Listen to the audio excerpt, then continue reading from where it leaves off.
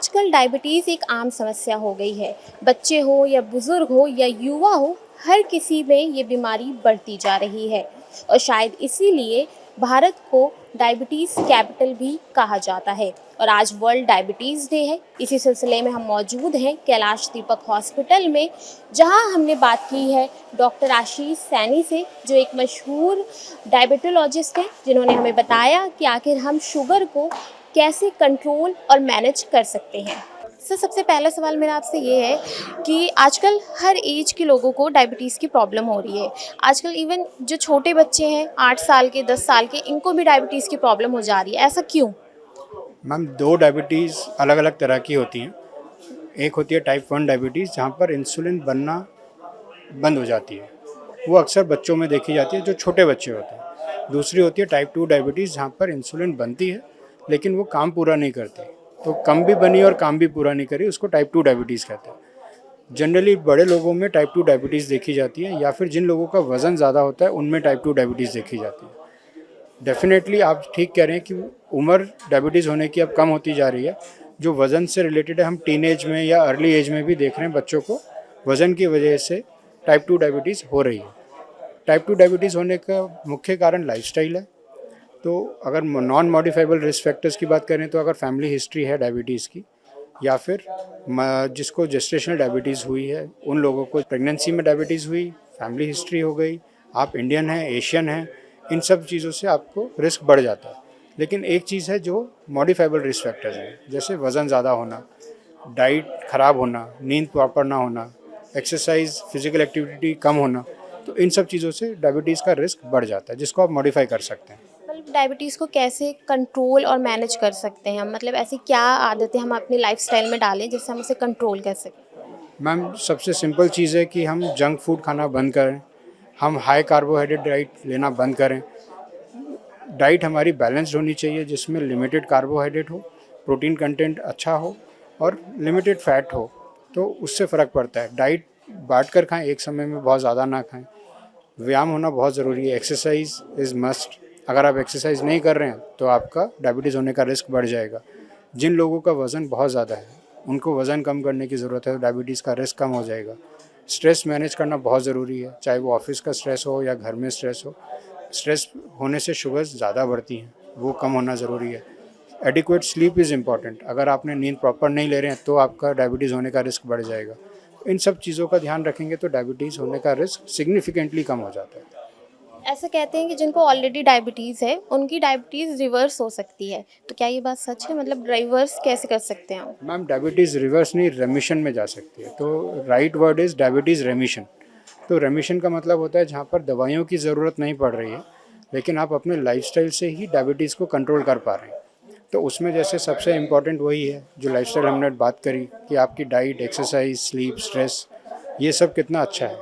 अगर आप इन सब का ध्यान रख रहे हो, अगर आपका वेट ज़्यादा है और आप 5 से 10% वेट लॉस करते हैं, तो आप डायबिटीज़ रेमिशन में अर्ली स्टेजेस में तो जा ही सकते हैं।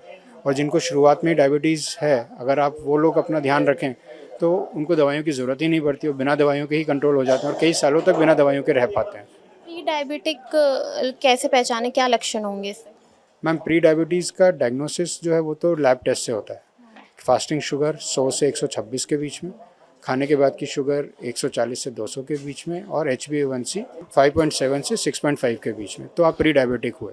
लेकिन जिन लोगों को प्री डायबिटीज़ है या डायबिटीज़ है, उनके अर्ली लक्षण क्या होंगे? थकावट ज़्यादा होगी, भूख बहुत ज़्यादा लगेगी, वेट लॉस होना शुरू हो जाएगा, यूरिन की फ्रीक्वेंसी बढ़ जाएगी, इन्फेक्शंस होने का रिस्क बढ़ जाएगा। ये डायबिटिक के लक्षण हैं।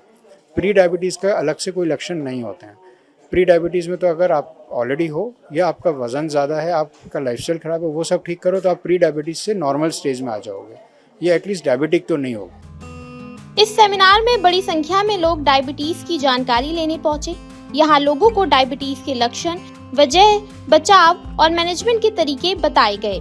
साथ ही अस्पताल की तरफ से 20% डिस्काउंट भी दिया गया, जिसमें कंसल्टेशन और लैब डायग्नोस्टिक्स शामिल है। हर कोई चाहता है कि अवेयरनेस हो। आजकल की जैसे डायबिटीज़ है, कैंसर है, ऑन्कोलॉजी मैंने किसी प्रकार की बीमारी है, तो एल्डरली एज के जो ग्रुप हैं वो सब चाहते हैं कि हमारा जो अवेयरनेस और हेल्थ लेवल पे हम बड़ा जागरूक रहें। तो इसीलिए हम लोग यहाँ पे आए थे और डॉक्टर साहब ने जो आज की जो अवेयरनेस दी है, जो बहुत अच्छा दिया है, बड़े डिटेल में दिया है और बड़ा बारीकी से और बड़ा उसको महीन जाकर अंदर बताया, तो जिससे कि वो सभी देहों की दवा हम लोग तो बड़े प्रॉफिटेबल लेवल पे होंगे। तो हालांकि मेरे को शुगर नहीं है, पर यानी हाँ मेरे भाई या मेरे दोस्तों को किसी को भी हो सकी तो मैं उनको कम से कम ये बता सकता हूँ कि आप प्लीज़ ऐसा ना करें। आजकल हमारे बच्चे ही हैं वो कमाते हैं, करते हैं, सर्विस में हैं, हर एज में हैं, तो वही ओबेसिटी में है, वो लाइफस्टाइल में आ गए। लाइफस्टाइल में आने की वजह से वो उनका खान पीन भी बदला हुआ है, रहना सहना बदला हुआ है, देर से रात को सोते हैं, सुबह जल्दी देर से उठना है, तो इस सब लाइफस्टाइल में ये शुगर का प्रो है कि शुगर में जो चांसेस बढ़ने के हैं। तो इसलिए हम जो आज उन्होंने डॉक्टर साहब ने हमें जो बताया है उसकी अवेयरनेस हम उनको दे सकते हैं कि बेटे आप आगे अपना बचाव रखो और ज़्यादा एक बार में क्वांटिटी ना खाएं, कम कम खाएं, 3 बार की जगह पे 6 बार खाएंगे तो ये चले। हिंदुस्तान में जो भी डॉक्टर साहब ने बताया बहुत सारे डायबिटीज़ के पेशेंट्स हैं। हम जो इस सेमिनार्स में जाते हैं सिर्फ इसलिए जाते हैं कि जो हमारी किस तरह से उसको हम क्योर कर सकते हैं, प्रिवेंट कर सकते हैं।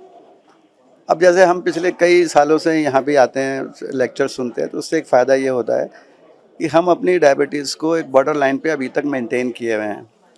We have never been a diabetic patient because of these talks, क्योंकि जो वो बताते हैं उसको हम प्रैक्टिकली अपने जीवन में अपनाते हैं, उनको जो चीज़ें हैं, तो हम डायबिटीज़ के पेशेंट होने से बच जाते हैं। तो मैं समझता हूँ कि इस तरह की टॉक्स बहुत उपयोगी हैं और हम लोगों को यहाँ बैठ के डॉक्टर साहब के साथ बैठ करके अपनी समस्याओं का समाधान ढूंढना चाहिए और उसमें कहीं ना कहीं कोई ऐसी चीज़ मिल जाती है हमारे को कि हम अपने आप को पेशेंट बनने से रोक सकते हैं। डायबिटीज़ है वो एक गंभीर समस्या तो है ही, लेकिन एक प्रॉपर मैनेजमेंट और जांच से इसे हम कंट्रोल कर सकते हैं।